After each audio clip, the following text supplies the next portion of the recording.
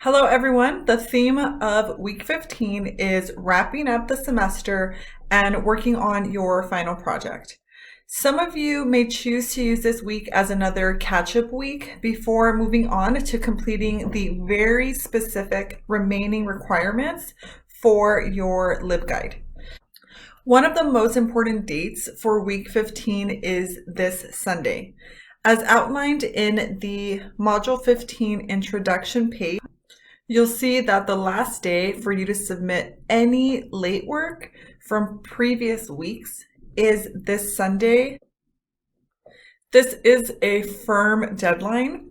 It is really important that everyone gets caught up by the end of this week so that I have time to grade any of your missing assignments before reviewing and grading your final projects.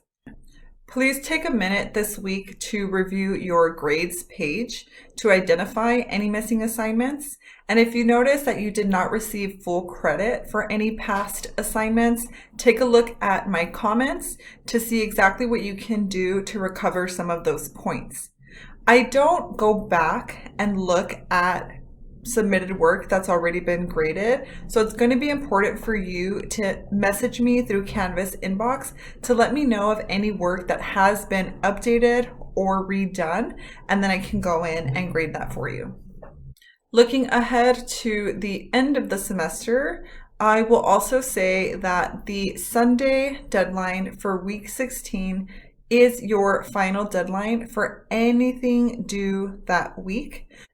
This is a very firm deadline also because I have to submit your grades only a few days after the 10th, and I won't be able to make any changes to your grades once those are submitted. Okay, let's take a look at the assignments for week 15. For this week's discussion, you'll be reading one last article titled Vocational Awe and Librarianship, The Lies We Tell Ourselves by Fobazi Itar. I actually worked with Fobazi at CSU Dominguez Hills in my first year of librarianship, and she really helped me construct my own identity as a librarian by encouraging me as a new librarian to think about what our role really is in a library and what kinds of limits and boundaries are important to set within our professional positions. Fobazi is credited with creating the term vocational awe, which refers to the set of ideas, values, and assumptions that librarians have about themselves and the profession that results in notions that libraries as institutions are inherently good, sacred, and therefore beyond critique.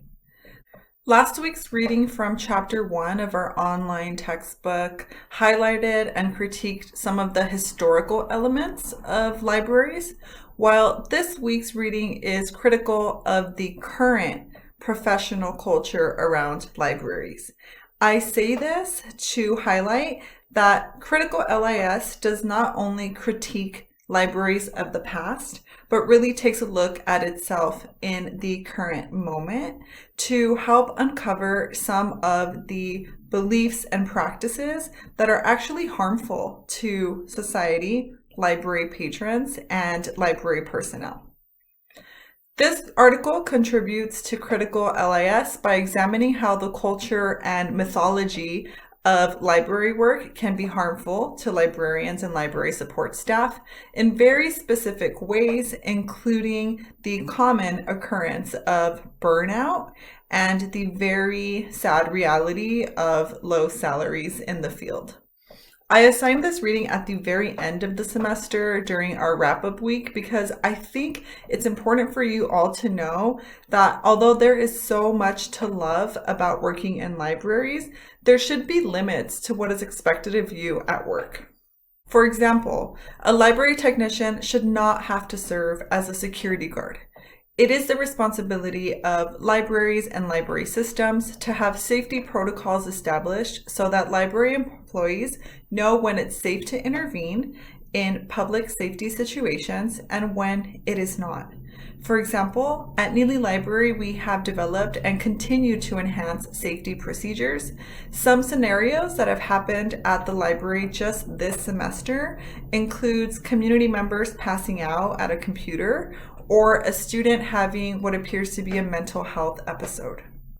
In those cases, a team of librarians and library support staff have determined that it is safest and most appropriate for campus safety to wake people up, just in case they're experiencing some kind of medical emergency or substance-related reaction.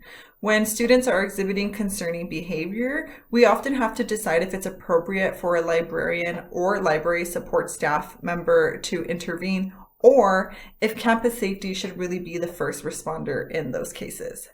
Thankfully, we at Neely Library have developed a positive relationship with campus safety over the years, and they know that when we call them, it's because we need support in ensuring the safety of library patrons and library employees as well. I share these examples to illustrate my point that library support staff should not be required to serve as security guards, nurses, mental health advocates, or to fill any duties that fall outside of what is listed on your job description. I encourage you to establish boundaries for the type of work that you feel is safe for you to do. After completing this reading, please feel free to peruse other articles published in this online open access journal in the library with the lead pipe. This is a leading journal in the critical LIS movement. In addition to your weekly discussion, you do have a self-assessment for this week and a quiz.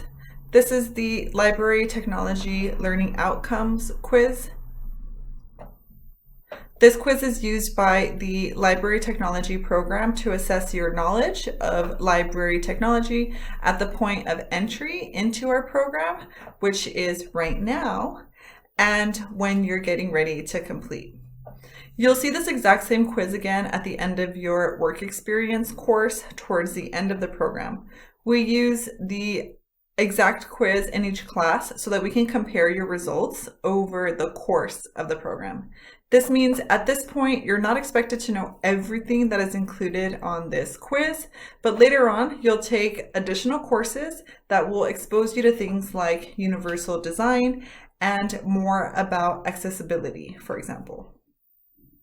When taking this quiz, please do not Google any of the terms that are included on the quiz. We really want you to use what you learned in this course and in your other courses this semester to answer these questions.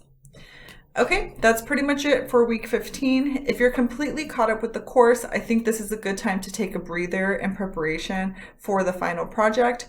While you can continue your work on the final project now during week 15, I don't think it will take more than a week to finish and publish your Dream Library LibGuide. Have a good week and reach out with any questions that you may have via Canvas inbox. Okay, bye.